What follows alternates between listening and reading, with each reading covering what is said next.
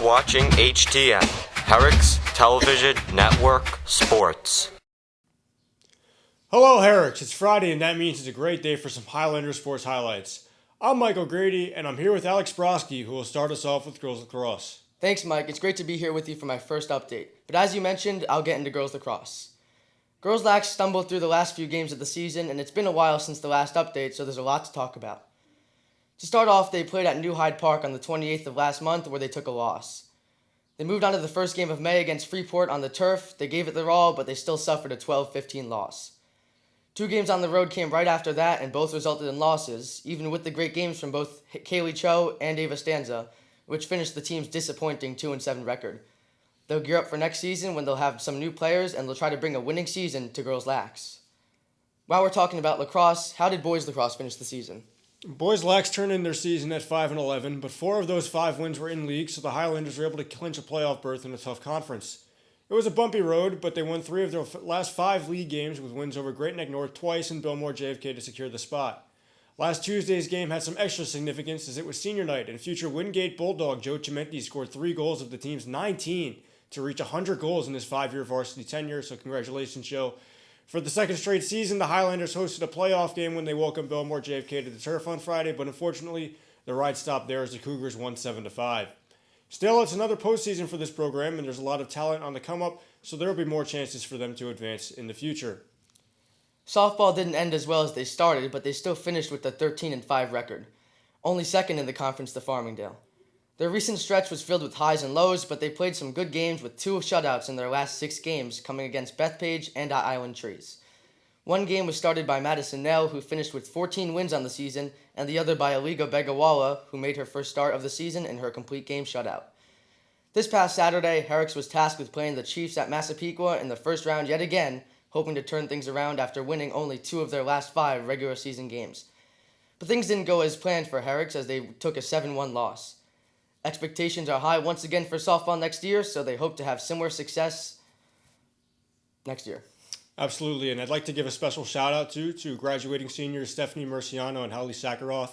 Both were fantastic 4 years at Herricks. They're both going on to play softball in college. So, moving on, it was a lost season for baseball as they dug themselves a hole early on and never found a way out. There were some great efforts as the Highlanders tried to weather the storm, such as the pitching of Alex Marcoline, the catching from Ethan Vo, and 2 home runs from future Bard Raptor Emmett O'Brien. And as far as games go, there was senior night. The score was razor-thin close that night until it got away from Herricks in the later innings, so unfortunately a bitter season came to a bitter end. All in all, hopefully the returning players from next spring can put this season behind them and look to 2024. Moving on to some other sports, boys tennis finished the season with a bang. They completely bounced back from last year's losing record, and on Monday the 15th, they capped off their 14-1 season with a 12-match winning streak. Singles leader Samarth Deepudas led the way for Herricks all season.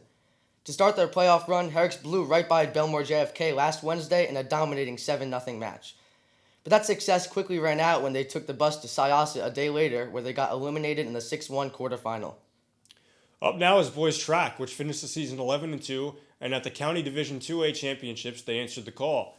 Herricks took home a total of 11 awards, consisting of Alex Cabrera, shot put champion, Jerome Galucio, long and triple jump champion, Kurt Yee, medalist in the 200 meter, Ram Ravi Shankar, medalist in the 800 meter and 600 meter, Jacob Kim, medalist in the long, triple, and high jumps, George Joseph, medalist in the 400 meter hurdle, and Theo Brown, medalist in the long jump. As big a day as it was, it didn't end the season, as the next Monday the Highlanders attended the Nassau AAA Championships, and Ram, Cabrera, Kim, and Galucio all did well enough to be considered for state qualifiers. We'll have an update on them next week, but there's one more sport we didn't cover, is there, Broski? Yes, there is one more. All sports teams go into the season with the desire to be the best and go undefeated. The only Herrick spring sport that was able to accomplish this is girls badminton. A season with 9 shutouts and 13 wins was more than enough to propel them into the playoffs. Singles leader Chen Ching Shi was one of the biggest contributors to help Herricks accomplish this feat. They had a tough matchup in the first round against Plainview, who also went undefeated in league games. Herricks missed the bar as they were defeated in that match, but they'll keep pushing forward and have similar success next year. So, to wrap things up, that ends your weekly Highlander Sports highlights from here in the TV studio. I'm Mike O'Grady. And I'm Alex Broski. It's been a great year for all teams, so make sure to go to any remaining games and support them. And don't forget, Alex and I will be right back here in the TV studio next Friday, so stay tuned. And as always, this is Highlander Country.